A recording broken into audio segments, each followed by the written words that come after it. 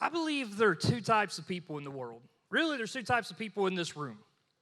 There are people of faith, and there are people who think they have faith but don't, or they think they don't have faith. So it's like you're either a faithful person or you don't think you're faithful, but you have it. Another way of saying this is all of us have faith in something or someone. Now, it's church. You're probably expecting we should talk about Jesus. Statistically, people in this room have faith in Jesus. But first, let's just process. Okay, faith is the complete trust or confidence in something. So it's complete trust or confidence. So with a room of people at church, we're going to project that some of these people in here today, some of you, some of us are Christ followers. Like we put faith in Jesus. Like the sharp-looking dude, nice-looking guy. Like surely people in here have faith in Jesus. Now I'm going to say there's some people who think they have faith in Jesus but don't. So like there's people who your faith is placed in you, your faith is placed in religion, your faith is placed in you trying to be a good person, actually works instead of faith. So some of us, that's where we are. We either in Jesus or we think it's in Jesus. Now I'm pretty confident that several of you actually have faith in a dude named Carl Benz. I don't know if you know Carl Benz. He's actually a German fellow, dapper-looking young guy. Carl Benz is actually the inventor of the modern-day automobile.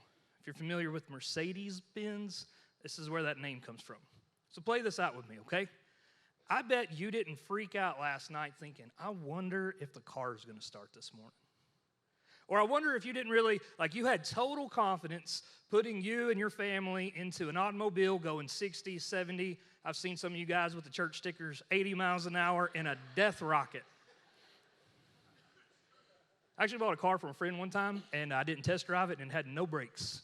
I have faith in Jesus, but not Carl. Some of you put faith in Thomas Edison. Thomas Edison, American inventor, big on basically harnessing the power of electricity and making it go into our homes. So think about this for a second. I'm pretty sure we all have digital alarm clocks.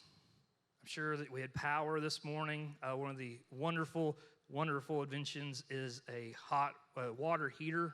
You know, like those are all great things that electricity works. But you probably had total confidence that when you flipped the light switch on this morning, it was going to work.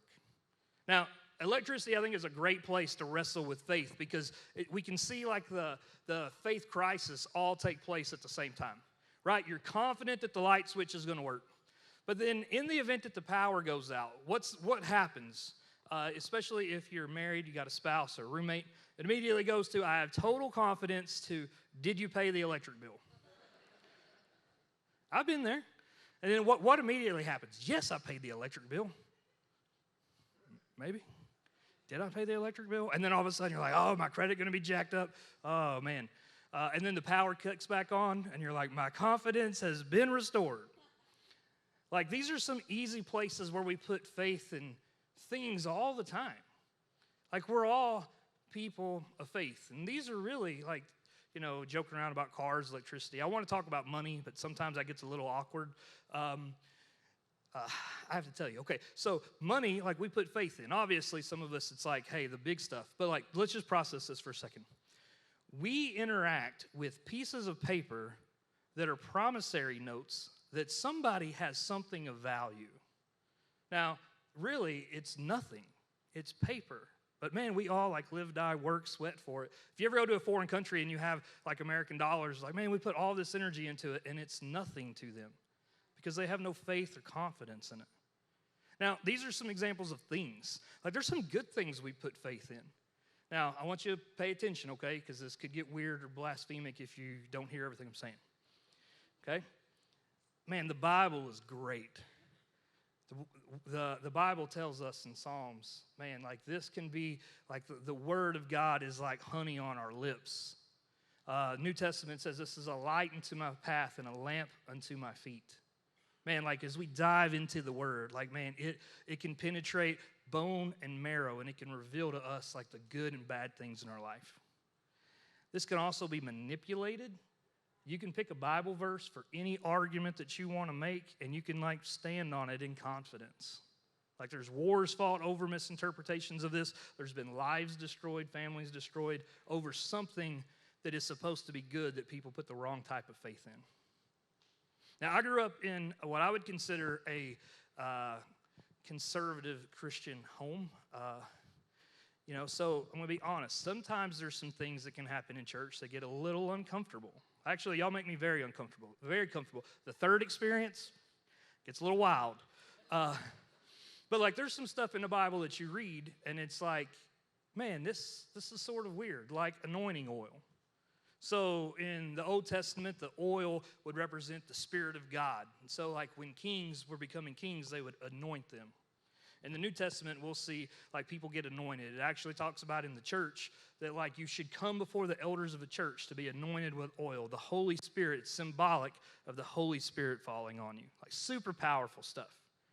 But then it could also be something that like we put faith in the oil and not faith in the Holy Spirit. Man, one of my favorite anointing stories, we had a prayer experience a year ago. It was like we were starting this focus in the church, and Pastor Allen like knew there was going to be people that needed to be anointed. So he's like, he sent us out to the pastors like, boys, bring your anointing oil. I'm like, I don't have any. But I have the good stuff, the extra virgin olive oil. So I like came with it packed. I'm like, it's good enough for Olive Garden. It'll work for some of you guys. They did not let me anoint anybody.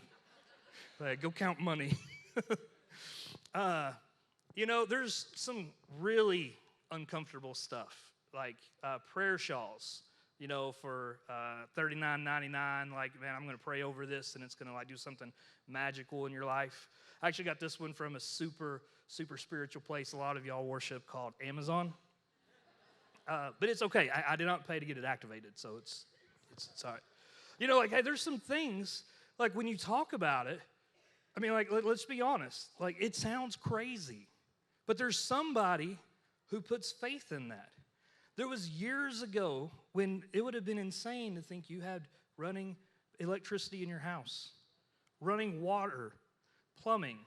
There's a lot of faith that what goes down don't come back up. Like, we put faith, trust, and confidence in stuff all the time.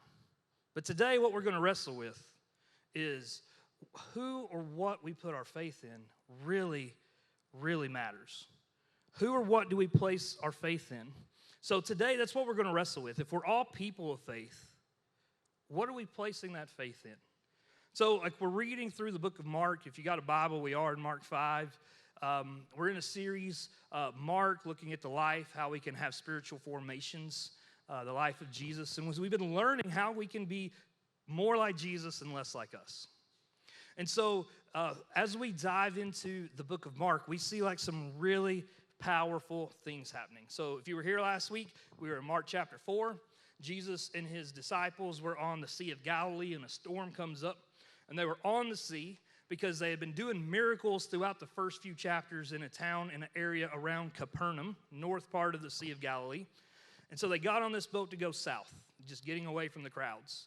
So Mark 5 opens up with they land on the shore in an area of the Gerasenes. It's the southern portion of the Sea of Galilee, the shore of the Sea of Galilee. And as soon as they get off the boat, they're met with a dude who's got an issue with demons. Bible calls him Legion. It's a really crazy story. But Jesus heals this person. He heals this person. It's super powerful. And what we see in this story is like even the demons have faith. Like the demons respond. They flee into a bunch of pigs. They go off the cliff. It crashes the local economy. They freak out and they run Jesus out of town. So Jesus and the boys, they get back on the boat and they go back across the Sea of Galilee back to Capernaum. But because there's been all these stories, because Jesus has been like showing up and showing out, like there's starting to be some curiosity. Crowds are starting to form. So as soon as Jesus gets back, there's this crowd. And one of the people in the crowd is a religious leader named Jairus. And Jairus, however you pronounce it, what he's doing is his daughter's sick. And so his daughter's sick, and so he's actually a religious leader. He's a Pharisee. He's someone who studies the Word, studies the Old Testament scriptures. And so he goes, this religious man, goes to Jesus, and he bows in front of him, and he asks him to heal his daughter. Like, it's a powerful moment. It's another story where we see faith on display. And what we see is sometimes, like, you look like you got it all together. Like, you look like you're a person of faith, but, like, you can put faith in Jesus. Like, what looks don't always match up. And so what happens is Jesus goes, and while he's in the going, there's an interruption, and the daughter actually dies, but Jesus heals her anyway. He brings her back to life. Well, today we're going to sit in the interruption. So Jesus is going to the house to heal the daughter, and all of a sudden something happens while he's going. Now, I think it's a great conversation about, as Americans, we're always busy and we're not always open to interruptions. Everything you're about to hear today is because Jesus wasn't in a hurry. Jesus was willing to embrace the moment right in front of him. So, here we go. We're going to talk about what we place our faith in really is the utmost importance. What we place our faith in is of the utmost importance. Mark chapter 5, verse 25. A woman in the crowd had suffered for 12 years with constant bleeding. She had suffered a great deal from many doctors, and over the years she had spent everything she had to pay them. But she had gotten no better. In fact, she had gotten worse. All right, so let's see what's going on. So there's a crowd of people, and they're following Jesus, and they're heading to this Pharisee's house. And all of a sudden, there's this lady. Now, it says that, she's been bleeding for 12 years. Some translations say a hemorrhage. Some older translations just say an issue of blood. But here's what's going on. She's sick. She's been bleeding for 12 years. So, like, what that translates to is she's most likely tired. She's anemic. She's going to have, her joints are going to have pressure. And not to mention, she's bleeding. Like, this is a lady who's really, really suffered. And that's all the physical stuff. But in this culture, it wasn't just a physical problem that she's dealing with. She's also dealing with a social problem and a cultural problem. So in Leviticus 15, if you like Old Testament stuff, it's really fun. It's actually really crazy, Leviticus. But Leviticus 15, it maps out that, like, when someone specifically, like, I don't want to go too deep into it, but in Leviticus 15 specifically, it says that, like, a lady who's had an issue of blood, who's had bleeding, is unclean. And so what that would mean would be she would go into a place like this, and she would have to basically announce it. Like, hey, this is my issue. Like, if she touched you, if she sat in a chair, like, all of those things become unclean. And so what it translates to is, like, she becomes, like, isolated. Think about it. You're not going to do that. So you just remove yourself from the crowd.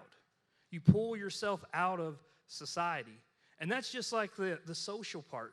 Another part of being unclean is, like, you don't have permission to go into the synagogue. So she's isolated culturally, but she's isolated spiritually from the faith community. Like, she can't go in, and she can't go in until she stops bleeding, and then 7 days after that. This lady has been cut off from her people. She's been cut off from her community of faith. Like, she is isolated and alone.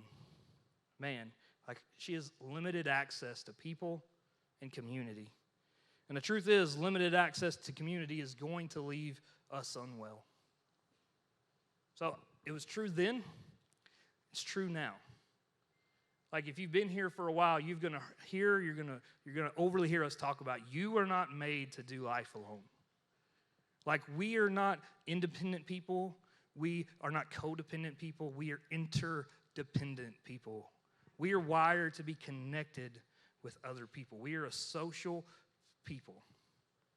And so, like, we are meant to do life with others. Now, I know, like, I've been in church long enough. I know some of you are like, hey, I can be a Christian. I don't have to go to church. And I'd be like, maybe. Here's what I know. You'll be an unwell one. Like, you can be isolated and alone, but, like, you're not going to be the best version of yourself. I'd actually go as far to say, like, you probably won't be a Christian for long because, like, one day the crap's going to hit the fan and you're going to need those people and you're not going to have them. Like, we are meant to do life together. This lady is at a place where for 12 years she hasn't had people. She's wanted to get better. She's wanted to do things. She's wanted to be in community, around people. She's wanted to be able to go to church. She's wanted her faith community, but man, bleeding hadn't stopped. So she's went to doctors and she spent money and she hasn't gotten better. Man, when I read this story, what I see is a lady who's desperate. Man, like desperate people will do whatever to get to their goal. Sometimes I wonder if we've lost our sense of desperation. Like sometimes I wonder like if we are desperate people. Like I could ask that like as our families in our town, our church. Like I think a lot of times we just get complacent. And this is where when I would say like there's people who think they have a relationship with Jesus, that like you've been around it so long, you just get numb. It's just going through the motions. Now, I don't know if you've seen desperation. I've seen desperation a few times. We've talked about missions, and it's something that like the church is introducing into the lifeblood of our organization. But the very first time Pastor Brandon and I went to Costa Rica, so I'm going to tell you this story. If you sign up for a mission trip, this probably isn't going to be what you do. We were scouting the land, okay, so it sounds a little crazy. But so we go for the very first time. We have no idea. We actually hadn't even met Pastor Miguel yet. And we get this agenda. You're going to travel all day, you're going to land, and you're going to go eat. And I don't know if you've seen Brandon and I. Brandon needs carbs. He needs calories. I like calories. So we're like, taco time. But they didn't do that. They took us straight to the inner cities of San Jose. And we get out, and we're in like this. It's basically a homeless camp, and it's a camp of immigrants. I know some of you, this is going to challenge your faith because you put your faith not in Jesus, but you put your faith in the American government. And so like this idea of like they're coming here, there's no question about it. But why? Like they're fleeing Colombia and Venezuela. Colombia, it's been overtaken by cartels and drug lords. Venezuela's turned into a socialistic country, and both of them are falling apart. And these people are so desperate that they're walking over mountains, they're walking through rainforests, they're walking around animals. Man, like it's crazy if you read up on like just a path from Colombia to Costa Rica. And there's kids, there's families. Think about the desperation that a mother or father have to take their kids from that place. Not what they're going to, what they're desperate to get away from. And I've been desperate. I've actually had 6 kidney stones. Anybody, if you ever had a kidney stone, you know what I'm probably going through. I get really desperate when I'm having a kidney stone. Like, I like to think of myself as a somewhat normal person. I know normal is relative, but if I had a kidney stone, I'd be rolling on the floor. This last one, I was actually walking up and down. It looked horrible. The very first time somebody walked into the bathroom, and I had my pants to my knees, my shirt up to my chest because the cold floor felt good. They're like, a beached whale. Like, shut up. I've actually considered donating a kidney if anybody's interested. You can only have the right one. It's a fair trade, right? Like, that's the layer of desperation I get when I have a kidney stone. Like, I will do whatever to make this pain stop. Like, I think about, like, the desperation that we need to have. Like, the desperation of, like, seeking Jesus. The desperation of running after Jesus. Not forgetting who we were, but remembering who we are and who we can be. Man, this lady was desperate. She didn't want to be unclean. She didn't want to be defined by this issue. And man, she's willing to go for it. She's willing to go for it. Mark chapter 5, verse 27. She had heard about Jesus, so she came up behind him through the crowd and touched his robe. For she thought to herself, if I can just touch his robe, I will be healed. Immediately the bleeding stopped, and she could feel in her body that she had been healed of her terrible condition. So I would just think about this for a second. So this lady is unclean. She's not been around a lot of society, but Jesus has been in Capernaum. And Jesus has done some pretty cool things already just through the first few chapters of Mark. And he leaves, and he comes back. So somebody had an interaction with Jesus to the point of like not only were they impacted, but they talked about it. They experienced Jesus and they went and shared about Jesus. I mean, like this happens then and it happens now. Like we share about our faith. Like I'm curious, like how many people, or have we been impacted enough to share about Jesus? Like, have we had a moment to where we've actually encountered Christ and then talked about it? Now, I know that could sound, for some people, especially introverts, that could sound really crazy until I realized how many people have told me who they want to win the Super Bowl today. Like, we get really passionate about what we're passionate about. We become little evangelists for what we're passionate about. One of the staff members has embraced the St. Louis Cardinals, and I am so proud of her because I have another friend who has put his faith in trash in the Chicago Cubs. I know that there's evangelists in the room. I got off of social media because it made me a bitter person. But I know there was people who were evangelists for Thrive. They had an experience and changed their life. Like, man, like when we encounter something, like we're supposed to share about it. This lady's whole life changes simply because somebody shared about this dude named Jesus. Like, would somebody's life be changed with what you share?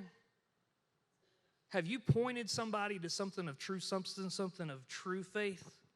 Like, what would they hear from you? There was a Sri Lankan pastor.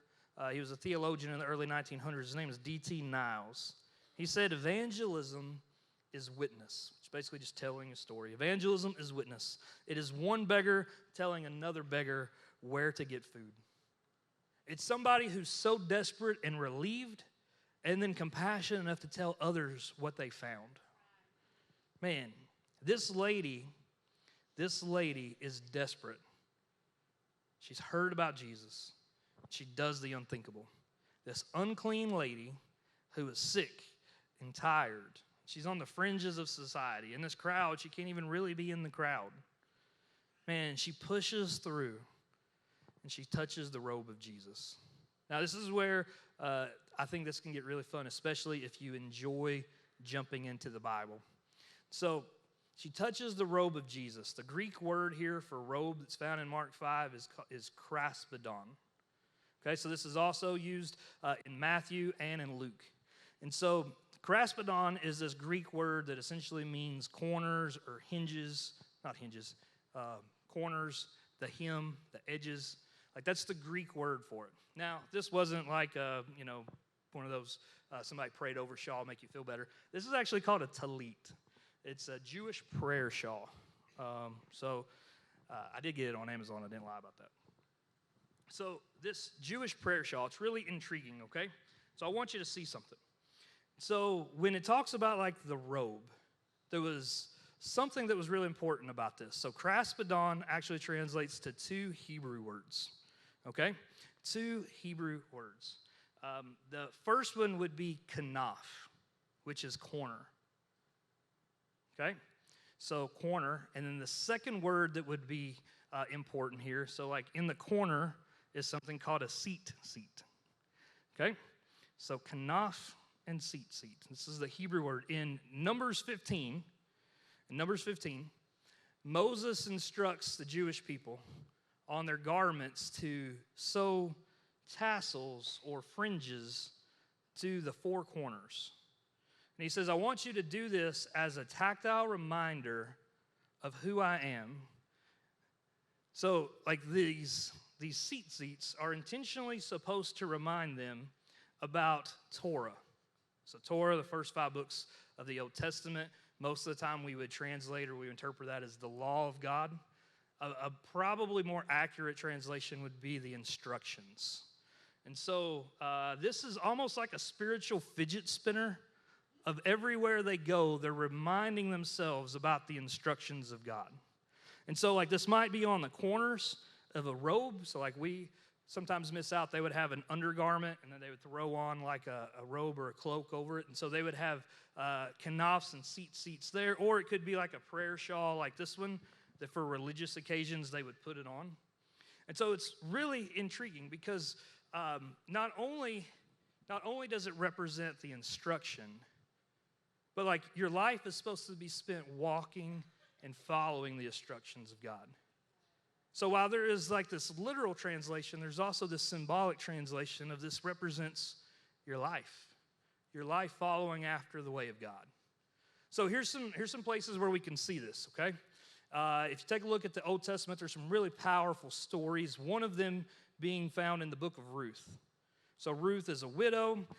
She's a lady. Her husband's died. She's living alone with her, basically her sisters and mother-in-law.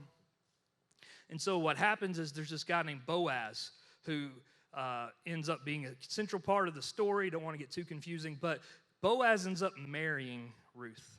And there's this powerful moment that serves like as a proposal where like Ruth is there and he puts the edge of his robe over her.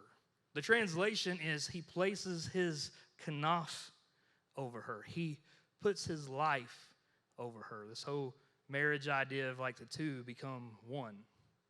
There's another story in, there's this story when David's anointed king, but the people don't choose David. The people choose a guy named Saul.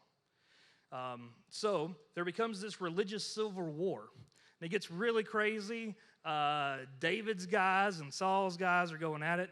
And there's this story when David's on the run, and Saul, his army, like to take a break, and Saul goes into a cave. But they don't realize that David's guys are hiding in the back of the cave. So Saul's in there taking care of some business. It's actually really funny. You should read the Bible. It's so cool. But while Saul is in there, David sneaks up. And the Bible says he cuts the corner of his robe off. He cuts off his kanaf and his seat. He actually goes out. And so Saul comes out and David holds it up. And it's basically saying, I had your life in my hands. And this lady, she reaches out and she touches the life of Jesus. Man, I wonder how many times have we really embraced the life of Jesus? I mean, we can come into this place and we can hear about Jesus. We can post about Jesus. We can read about it. I mean, you could even have like some really cool experiences. Like, let's be real. You can come in here and you can hear a song and like it's your jam and it moves you. I would go as far as say, like, you could get baptized and miss out on grabbing the life of Jesus. Like to truly follow him. To embrace the being with Jesus, being like Jesus, doing what Jesus did, apprenticing the way of the master. Like this lady, she touches the symbolic life of Jesus, and man, it changes her. Jesus notices. Verse 30, it says, Jesus realized at once that healing power had gone out from him. So he turned around in the crowd and he asked, who touched my robe? His disciples said to him, look at this crowd pressing around. How can you ask who touched me? I love like when like the guys get sarcastic with each other. What are you talking about? But he kept looking around to see who had done it. Now, I just want to stop for a second because like this is one of those things that makes some people uncomfortable. Like healing power flowed out from Jesus. And if Jesus is the Son of God, and if he is who he was then, he's still who he is now, like he can still do it. And I believe sometimes things don't happen because we don't have faith that it'll happen. Like, he did it then, I believe he can do it now. If he wanted to then, there's a really cool story in Mark. It says, Master, if you want to. And he says, I want to. Man, like he can. Healing power flows out from him, and she's healed. But there's this really interesting part, okay? So, like this whole, who touched me? The disciples are joking around. So, there's this really old philosophy. And it's this concept of being omniscient. And so what that means is like all-knowing. You know, like I'm not all-knowing. Like I don't know all your business. You don't know mine. But like God, we believe, does. And so like this has been like a philosophy or belief all the way back to ancient Israel. It's a belief in the modern church that God is all-knowing. Okay, so now just think about this, okay? If he's all-knowing, he knew who touched her. So what's this whole argument about? See, like it's crazy. I got a friend who asked a question that he knows the answer to. But he asked the question because everybody else in the room don't know the answer. And so I believe this is a moment that's taking place where like this isn't about the lady in this moment. This is about the disciples in the crowd. All right, now follow along, okay? You got a crowd of people who's with Jesus. You got a crowd of people who's rubbing up with Jesus. But you got a lady who touches Jesus. Man, like so many times, like we get caught up on being like close to Jesus or like we are in proximity to Jesus, but it doesn't equal a personal experience with Jesus. Like you can be here in this room and like you can hear a gospel presentation, you can be a part of a powerful prayer night, a worship experience, and you can go home being to a concert or a TED Talk. Because you can be in the room and miss what's happening in the room. You can be around a move of God and not be a part of a move of God. You can know Jesus, but not have an encounter with Jesus. This is why I would tell you there's people who think they have faith in Jesus, but man, they've just been in the crowd walking with them. Proximity to Jesus doesn't equal a personal experience with him. Man, like this lady, in a crowd of people, she reaches up and she touches the hem of the garment. She's healed. Verse 33. Then the frightened woman, trembling at the realization of what had happened to her, came and fell to her knees in front of him and told him what she had done. And he said to her, "Daughter, your faith has made you well. Go in peace, your suffering is over." And here's this powerful moment where the story wraps up with public confession. Like she's open with what she's done. This unclean woman walked through a crowd, touching them all, to touch the hem of the garment of the master, the hem of the garment of the rabbi. Jesus commissions her. He literally sends her out. So like we talk about missions and commission, like it's a fancy way to say sent out ones. Sent out. Jesus sends her out from that place. Go, be in peace. Your suffering is over. Man, hey, there's this powerful conversation we could have about how you can have an experience with Jesus, but if you've never been sent out from Jesus into your home, into your workplace, into your community, across the world, like have you really experienced Jesus?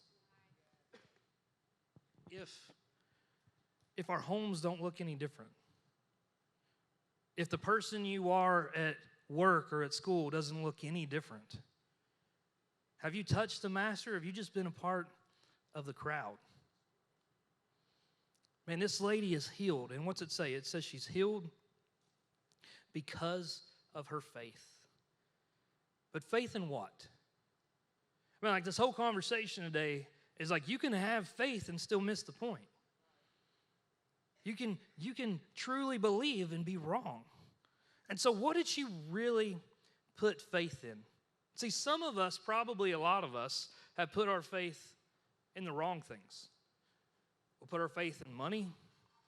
We'll believe, hey, if I just have enough, like I've got security. If I got security, like I'm good, like I can take care of myself. We'll put faith in our family. And then like we see how every family really has its layer of dysfunction. We can put our faith in trinkets, spiritual relics. We can put our faith in good things that are not the right thing. You can put your faith in this church. And there's a lot of people who come for the very first time, and like you're either going to love it or hate it. Like usually that's the two extremes. But if you come back, like you can love this church and put your faith in this church until you get hurt here. I'm going to be honest with you. Like we're human. Like you're probably going to get hurt here. You can put your faith in the pastors until you reach out to us on Facebook and you realize that like we don't communicate on Facebook. Like you can put your faith in things and it still be like the wrong things. This lady, man, she puts her faith in the right thing, not the wrong thing. Here's how I know that like you can do that. I've done it. We sing this, the band, they've been singing a new song lately called Kids, and it's talking about like the wonder-working power of God. And man, there's this line in it when it says, we'll see the barren hold their babies. And man, like it hits me, it hit really different when Ellie sang it last week. But like it hits me because there was a time when the doctor literally told us that we couldn't have kids. And I'd love to tell you I was a person of faith, but I believe the doctor. Walked out of there, we spent like 40 grand on cars. 6 weeks later, my wife's pregnant. Apparently the doctor and me were both wrong. My oldest child, her name's Avail. It means accomplish. There's a verse in the New Testament that says, the prayer of the righteous man availeth much. It reminds me in my faithlessness, God is still faithful. Like I've been that person with no faith. I've been that person with faith in the wrong thing. Now, this lady, she could have put her faith in the rabbi. She could have put her faith in the miracle worker. She could have put her faith in a trinket. Let's see what she puts her faith in. Verse 28, the lady says, she reaches out, she grabs it, and in verse 28 it says, for she thought to herself, if I can just touch his robe, I'll be healed. Like, if I can just touch his robe. Man, like that sounds weird, right? It sounds almost as crazy as some of that other crazy stuff. What was about the robe? Like what was it about the kanaf? What was it about the seat of Jesus? See, this girl, man, she may have been sick. She may have been isolated, but you know what she was? She was Jewish. And it meant that she was raised knowing Torah. She was raised knowing about God and about the promises of God, about the prophets of God. If we look at the Old Testament, there's a book. It's actually the very last book. It's called Malachi. And it was a prophet who wrote a really short book. And a lot of times you may hear us talk about Malachi 3. There's some stuff in there about generosity. But in Malachi 4, the prophet's talking about like it's going to get crazy one day.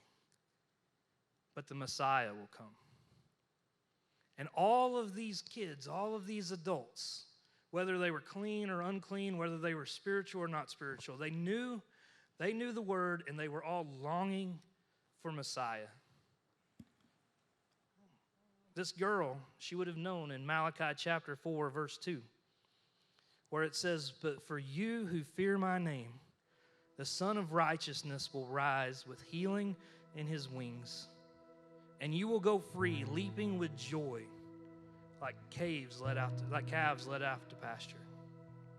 With healing in his wings. And here's what's really crazy, okay? This is where like the Bible is like honey, man. That word for wings is kanaf. Son of Righteousness is going to rise with healing in his corners, with healing in his tassels.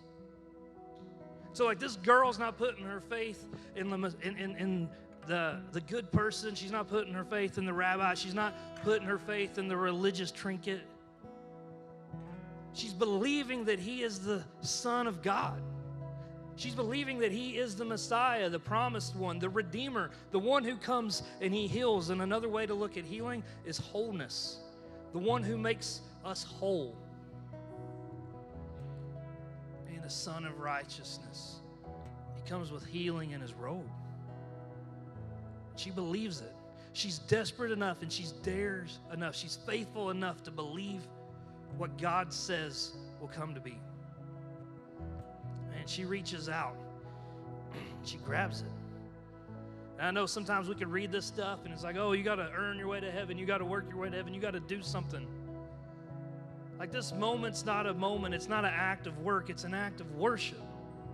Like she's believing, she is ascribing worth to this man that he is the Son of God. It's a powerful, powerful moment where she's putting her faith in the Messiah. See, her confession was that she believed in the Fringes. She believed the Son of Righteousness would come and bring healing. That this man was the God who saves,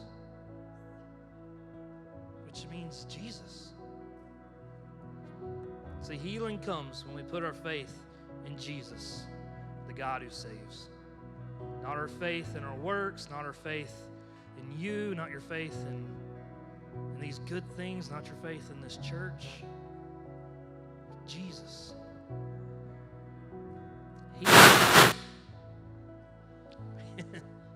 Healing, wholeness. It all comes when we put our faith in Jesus. Like I told you, man, when we started, like I know like the healing stuff, it can be crazy. You know, here's what's wild. You know why people will pay for like a prayer shawl online? Because somebody thought it worked. Why did Michael Jordan wear his basketball shorts from North Carolina underneath of his bull shorts? It's crazy. Until it wasn't. And we can talk about healings, we can talk about miracles, and like you can just think it's crazy until you've seen it. And my neighbor had a tumor in his body, and he was going to go, and they were going to take it out. And they called us up, and they're like, hey, we want y'all to pray for him. You know, they're going to go in. It's going to be an extensive surgery. Going to be a few hours. Hours and hours and hours passed. And they passed because they opened Kevin up. And when they had Kevin opened, they couldn't find the tumor because the tumor was gone. My friend Pastor Allen's son had a long sentence in jail, and man, they said there's no way he's ever going to get out, but you know what? He's out now. Like, it's miracles, and like it sounds crazy until you've seen it. The first experience, I had two really good friends right here on the front row, and his wife had been healed with cancer. It's crazy. He's still a healer. He's still doing it. I've seen it. I've lived it. I mean, we got some crazy stories. You know, it's funny we showed a picture with a kid with a shirt off, but like if I had my shirt off, like I got some scars from like some crazy stories where I had a kidney stone one time, and the ultrasound revealed that like I had jacked up organs, and like it saved my life. Actually, most of these interesting stories are going to deal around kidney stones, so follow along, okay? Maybe, just maybe, they weren't all bad. Man, they hurt, though, I'm telling you. So, if you know, like, anything about our story, you know, like, the last few years have been crazy. We had a house fire. We lived out in like, a rental home for, like, 8 or 9 months. So we moved back in. And we moved back into our house. It got rebuilt. It's supposed to be, like, a season of joy, a season of celebration. And so, few days after we moved back in, like I've hit that age to where, like, you know, when stuff's not right, you should probably pay attention to it. Well, I found a lump somewhere where it shouldn't have been. And so go to the doctor, they do like the tests, and they're like, oh, you ever you ever have a doctor be like, what's this? Like, oh, this isn't good. So like I go through all these tests, and they find like this mass. So I did not know this. There's certain parts of your body where there is no, let's go check it out. There's like, let's go biopsy it. It's like, it's either going to be there or we're going to amputate it. And I'm like, well, that just got extreme really quick. And I'm like, huh? Can I get a handicap parking spot? So like they did some tests and they waited a little bit and they ruled out that it wasn't cancer, but they're like, we really don't know what it is. So like there's good news. It's not cancer. Bad news, we're just going to leave it there until you want us to amputate the body part. Like, oh, well, that's fun. So I don't know what y'all did when the church was shut down for 2 weeks. I got a great visit at the Sumner County emergency room with the 6th kidney stone. And they did like the whole check thing. And they're like, hey, let's just check this mass to see like what's going on. And like, this is like a few weeks ago. So like the doctors, like the technicians are in there, they do the whole thing and they leave. Like, oh, that was weird. Well, and they came back and they did it again. I'm like, oh, this is not good. Okay, we don't know, they don't tell you anything. So the doctor comes in and he's like, hey, I don't know what was happening, but that mass that was there isn't there. And I'm like, I can't explain it. I know they walked out of the room and my wife is like, yeah, he did. He did. Man, these are cool stories. Like, God is still a healer. God is still a miracle worker. God still desires to do good things for his children. Like he did it then, he will do it again. But like, here's what I want you to not miss, okay? I don't want us to be so held up with do you get a miracle or don't you get a miracle that you miss out on the greatest miracle. Because man, when I was 17 years old, man, I was a broken kid. I thought I had my world in front of me. I thought everything was good. And I went to church one night and there was a guy named Darren Reynolds who preached a gospel message. And he preached about the fact that we are all sinners. But while we were sinners, Christ was faithful and Christ was good and Christ died for us in our place. And while I was a sinner, he died for us. And for those who call upon the name of the Lord will be saved, will be made whole, will be healed. And man, like the most powerful miracle in my life is when Jesus came down and he put the corner of his kanaf over me. And like, here's what I want you to know today. Like, we are all people of faith. You're putting it in something. I want to encourage you to try putting your faith in the whole life of Jesus. Not being around Jesus, not being at church, not being and seeing the miracle worker, but man, like embracing, reaching out and touching the hem of his garment. Jesus, we praise you in this place. God, we praise you that you are a miracle working God. God, we praise you, Lord, that you love us. God, you love us so much that while we were sinners, you died for us. While there was only one way for our sin debt to be paid, which was the shedding of some blood, God, you stepped in and you poured yours out. And God, through your blood, we are made whole. Through your blood, we are healed. Jesus, in this moment, as your Spirit's here, God, I pray, Lord, that you are searching our minds and our hearts.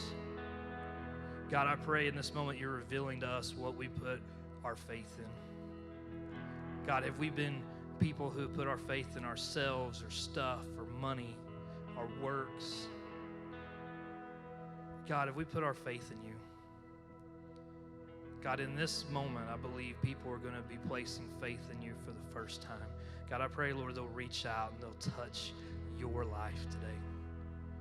God, in this moment, there's faithful saints who've been holding on for a long time.